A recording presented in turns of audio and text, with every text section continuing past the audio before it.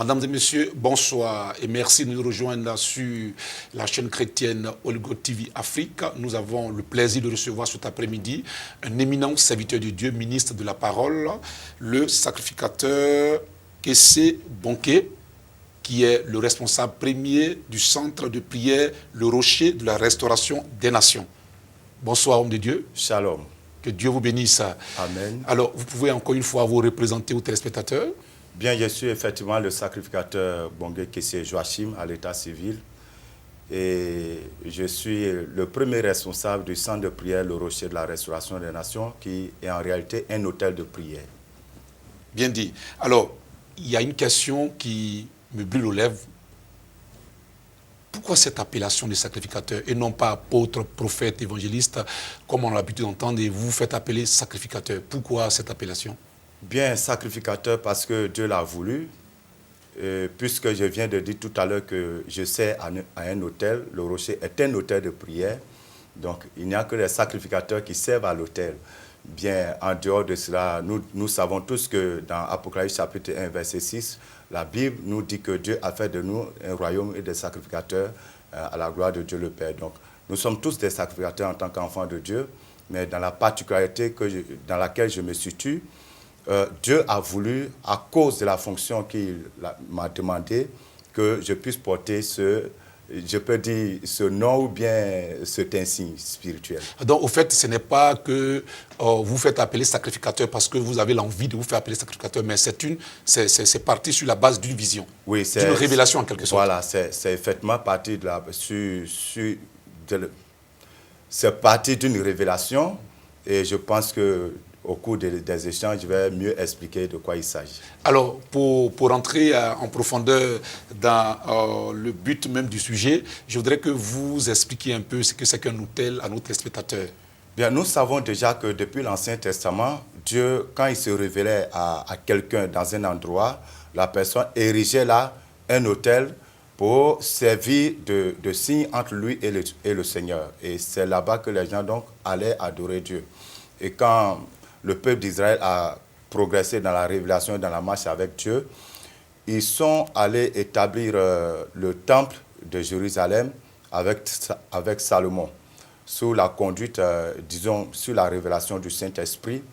Et lorsque le temple a été achevé, nous lisons dans la Bible que la nuée est descendue dans le temple, si bien que les sacrificateurs avaient du mal même à continuer leur service. Et donc, à partir de ce moment, le peuple a commencé à se rassembler dans ce temple-là où se trouvait l'autel, parce que là se trouvait l'Arche de l'Alliance. Lorsque nous arrivons dans le Nouveau Testament, avec la diaspora, la dispersion des Juifs, il n'y avait plus de temple, mais il y avait maintenant des synagogues. Et dans les synagogues, il y a un endroit un peu plus élevé que le reste du temple, du lieu d'adoration, où celui qui prenait la parole se tenait.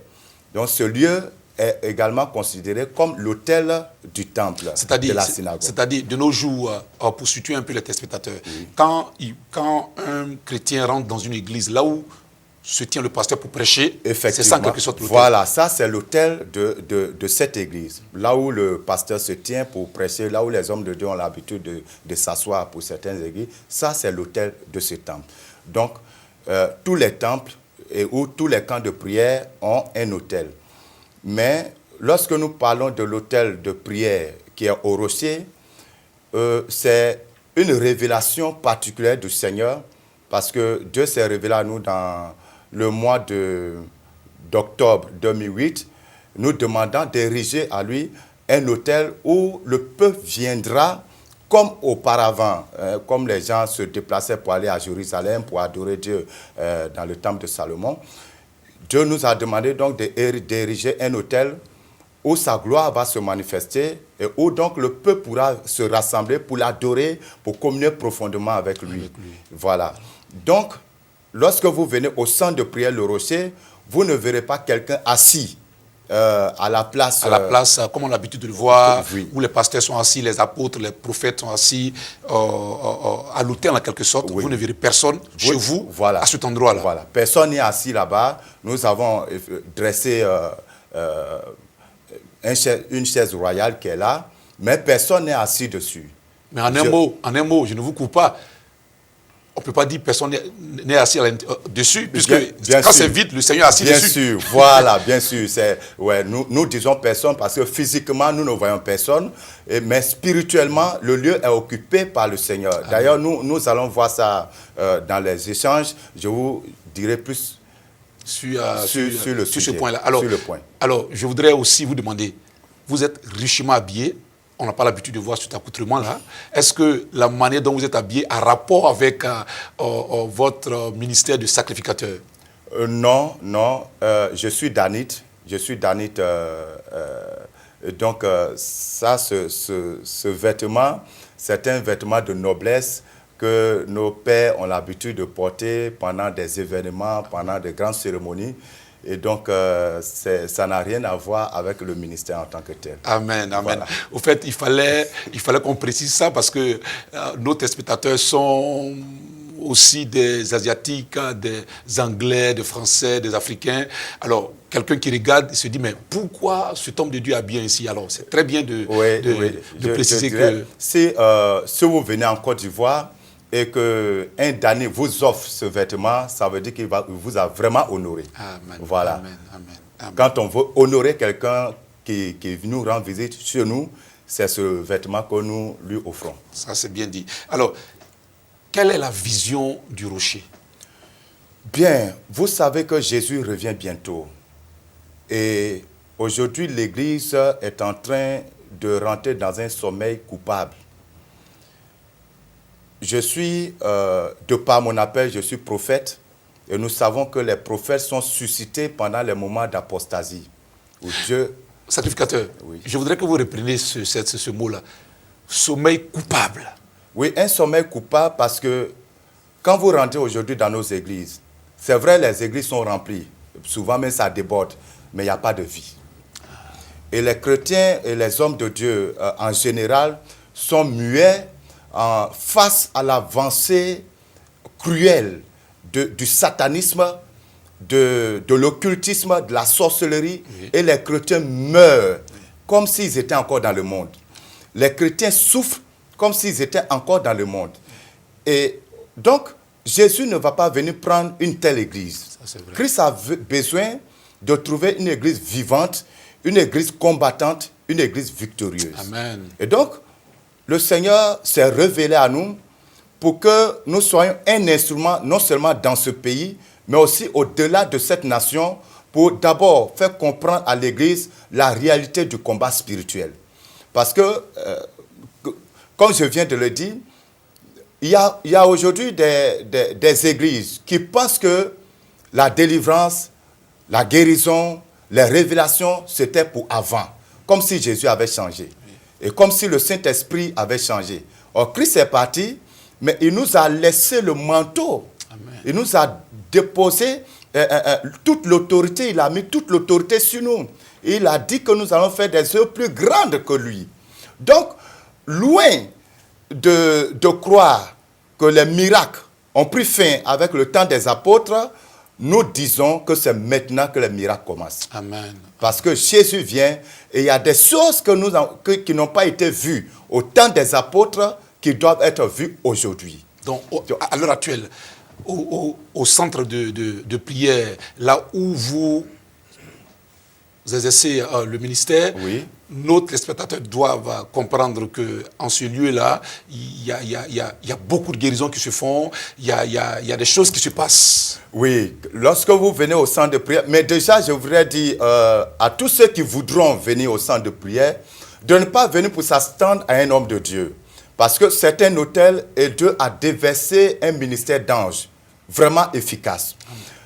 Mais les gens échouent quand ils viennent au centre de prière parce qu'ils sont assis, ils attendent que l'homme de Dieu vienne forcément les toucher ou leur donner une révélation. Or, Dieu a déjà déposé là sa présence. Il suffit que chacun ouvre son cœur, que chacun rentre dans cette présence et il est touché par l'Esprit de Dieu. Donc, quand vous venez au centre de prière, vous allez assister à des délivrances et à des guérisons hors du commun. Alors, je suis un chrétien. Oui.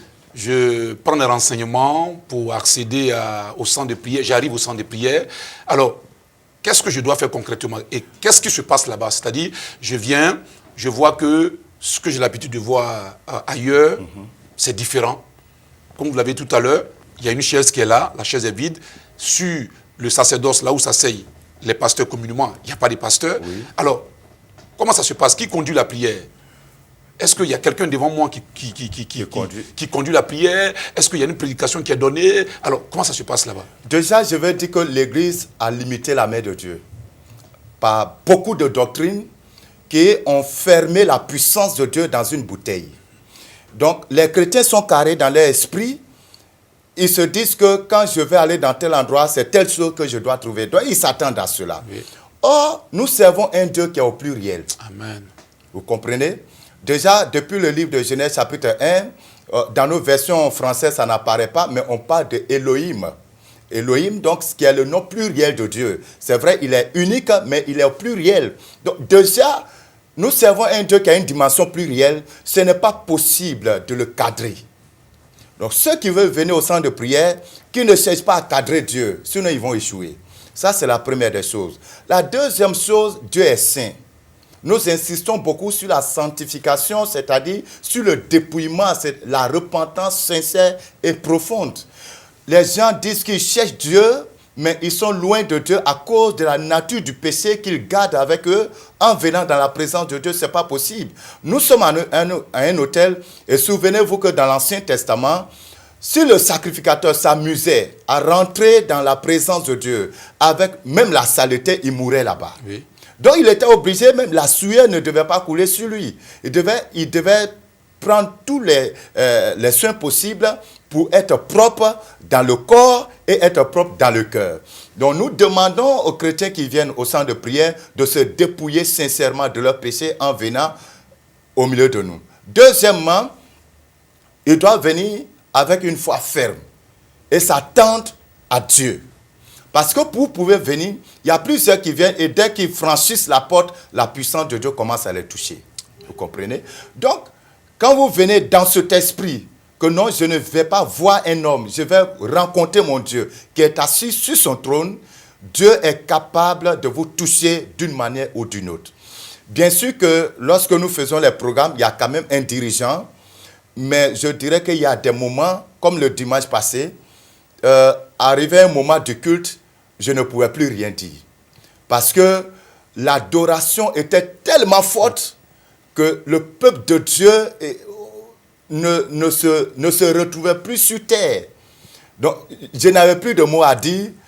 On a dépassé l'heure. Je ne pouvais pas arrêter à cause de la présence qui agissait et qui guérissait, qui délivrait les malades. Amen, amen, amen. Mais est-ce que là-bas, les chrétiens sont aussi enseignés, puisque vous avez dit tout à l'heure que vous mettez l'accent sur la sanctification. Est-ce que vous leur donnez des secrets, ou est-ce que vous leur donnez tout ce qu'il faut pour se sanctifier? Il est écrit, vous connaîtrez la vérité et la vérité vous rendra libre. La première des choses dans le combat spirituel, c'est la révélation de la parole de Dieu. C'est cette révélation qui nous donne la vérité sur le combat spirituel, la vérité sur l'homme, la vérité sur les démons et la vérité sur Dieu. Si un chrétien n'est pas enseigné, il sera déformé. Donc nous enseignons les chrétiens afin qu'ils sachent comment prier et comment combattre dans le monde des ténèbres. Amen, amen. Voilà. Alors est-ce que à l'heure d'aujourd'hui, la population africaine, particulièrement la population ivoirienne, commence à comprendre le ministère que Dieu vous a donné? Est-ce que les gens commencent à saisir le sens de ce ministère-là? Bien, tant bien que mal, parce que vous savez, tout ce qui est nouveau, d'abord, les gens sont un peu sceptiques. On cherche à savoir si c'est vraiment de Dieu. Le problème avec nous, les Africains, c'est quoi? Nous avons attribué la puissance au diable. Oui. Nous pensons que tout ce qui est fort, tout ce qui ne rentre pas trop dans l'ordinaire, voilà, dans l'ordre, ça vient du diable. Voilà, ça vient du diable. Or, moi, j'ai dit aux chrétiens, nous servons un Dieu qui est anormal. Un Dieu anormal. Nous servons écoutez un peu le sacrificateur, un Dieu anormal. Alors, pourquoi le Dieu conseil anormal? Mais un Dieu anormal parce que quelqu'un qui est mort, Lazare est mort depuis 4 jours, il pourrit déjà. Jésus dit il dort.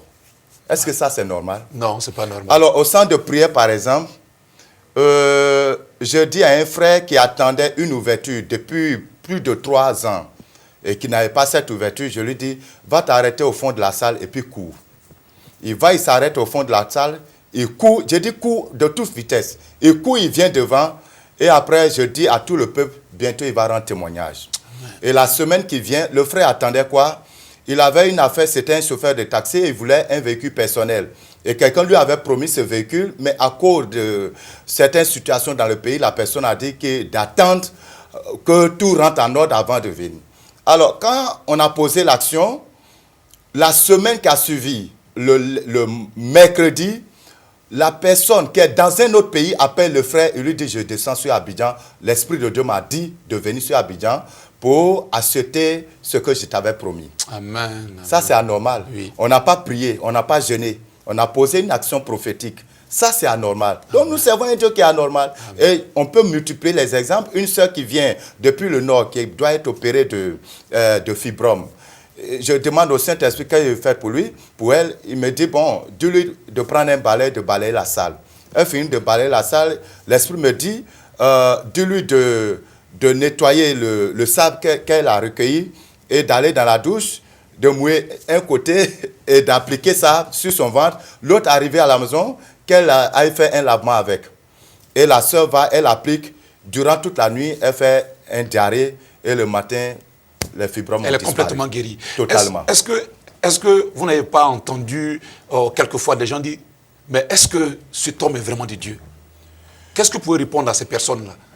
Bon, moi j'ai une attitude.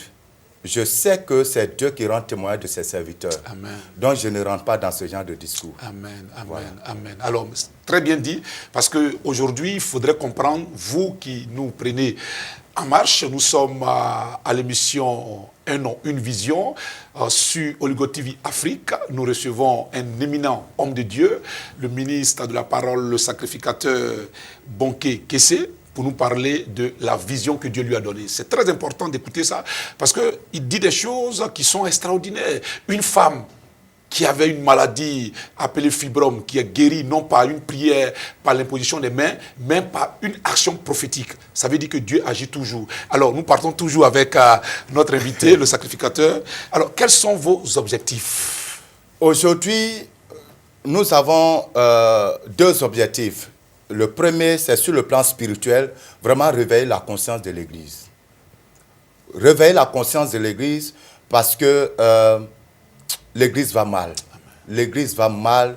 L'occultisme a une emprise sur l'Église. Et une fois que l'Église est dominée, la nation est dominée. C'est vrai.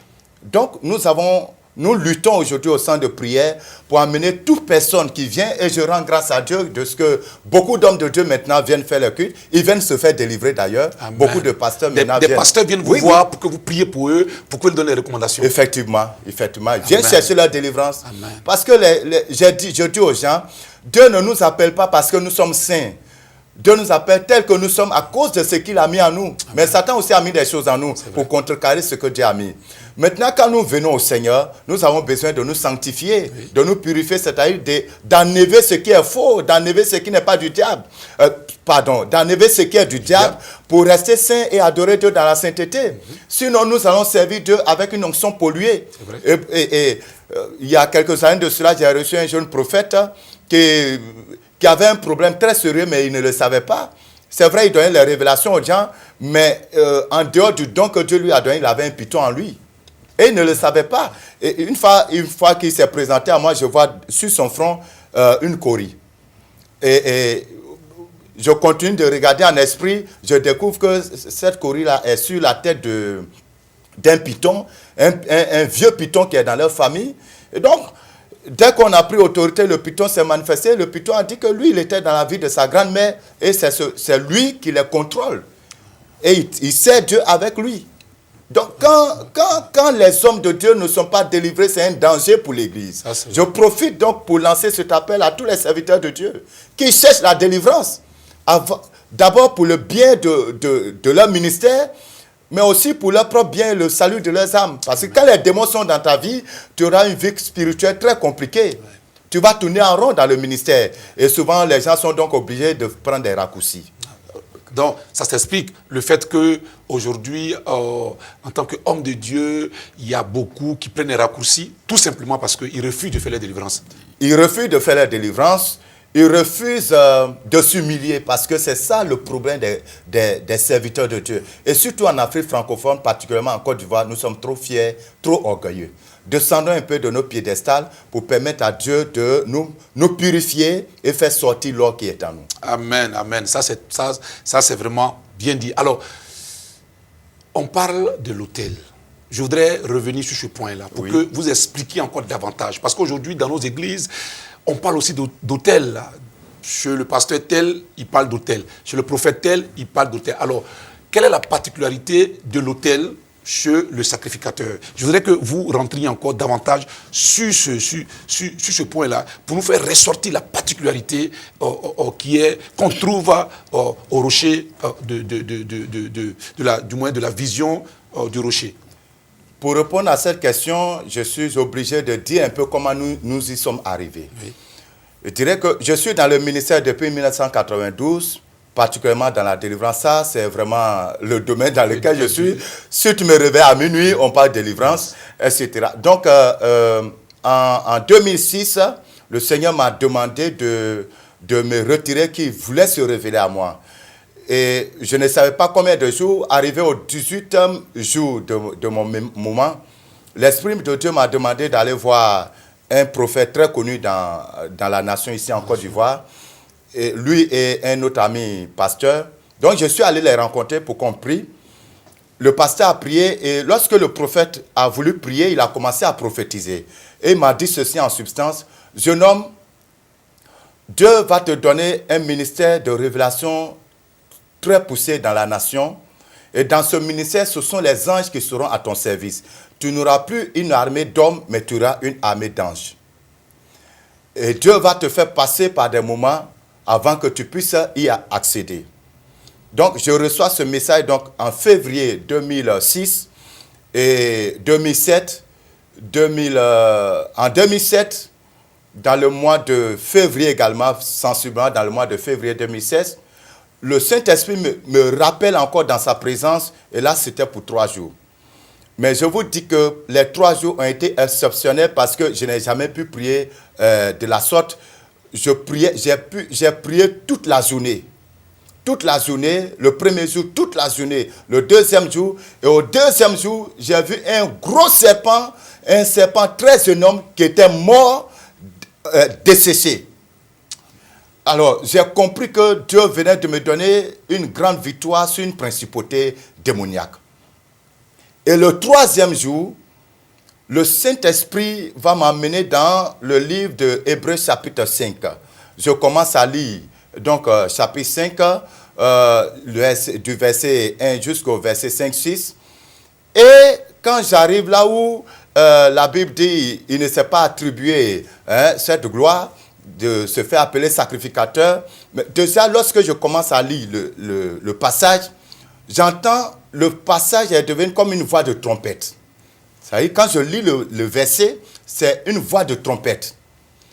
Donc, j'étais couché lorsque je faisais la lecture, mais la puissance de la parole me secouait de mon lit jusqu'à ce que je me retrouve par terre. Et à la fin de la lecture et de la révélation, parce qu'en même temps que je lisais, je voyais devant moi un sacrificateur. Et le sacrificateur me dit donc à la fin de la lecture, tu es sacrificateur devant l'Éternel et je te donne les attributs du sacrificateur. Amen, amen. Et donc, pendant qu'il est en train de prononcer ces paroles, mais je vous dis, c'était des paroles très fortes. Je dis, c'est des voix de tonnerre que j'entendais.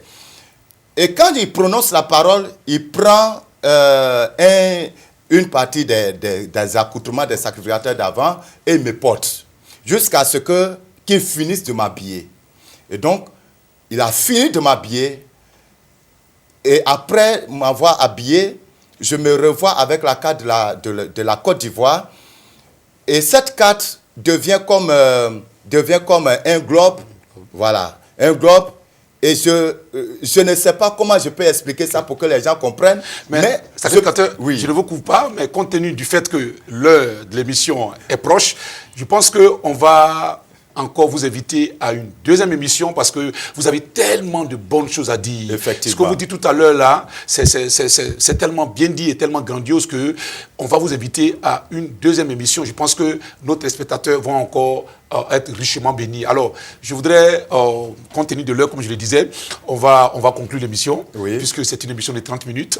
On va conclure l'émission. Je vais vous demander qu'est-ce que vous voulez que nos téléspectateurs retiennent de votre passage. Bien, je voudrais que tous ceux qui m'écoutent sachent qu'en Côte d'Ivoire, Dieu a commencé quelque chose. Parce que depuis des années, il a été prophétisé que la Côte d'Ivoire sera le point de départ d'un grand réveil en Afrique.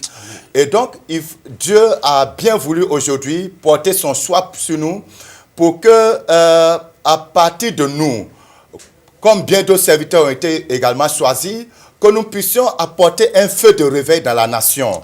Et donc, je voudrais demander à tous les frères et sœurs qui ont soif de Dieu, qui ont soif de la délivrance, vraiment qui ont jeûné, qui ont prié, parce qu'au centre de prière, on ne demande plus aux gens de jeûner et prier. Nous demandons aux gens d'avoir foi en Dieu et de venir dans cette foi, de s'attendre à la puissance de Dieu, et Dieu va les toucher s'ils obéissent à la voix de l'Éternel. Il y a un autel de Dieu en Côte d'Ivoire.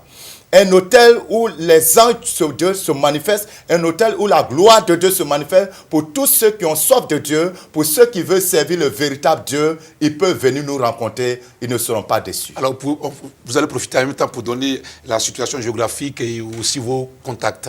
Oui, nous sommes donc à Abidjan, en Côte d'Ivoire, dans la commune de Yopougon. Nous sommes précisément au Toit Rouge, qui est un quartier de Yopougon, en face du bureau de poste. Et nos contacts sont les suivants, plus 225 02 18 28 18, 225 08 48 56 58. Ou pour ceux qui peuvent nous écrire sur Internet, nous avons notre adresse mail, Rocher des Nations en un seul mot, rocherdesnations@yahoo.fr. Merci beaucoup, merci, et que Dieu vous bénisse.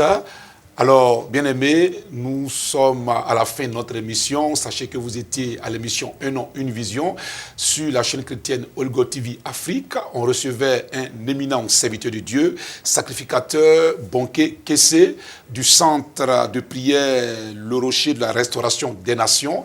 C'est un homme de Dieu qui a beaucoup apporté dans le corps de Christ. Alors, pour vous tous qui voulez rejoindre son centre de prière, il est situé en Côte d'Ivoire, Afrique de l'Ouest, précisément dans la commune de Yopougon, en face de la poste de Toit Rouge. Le contact, c'est 00225 02 18 28 18.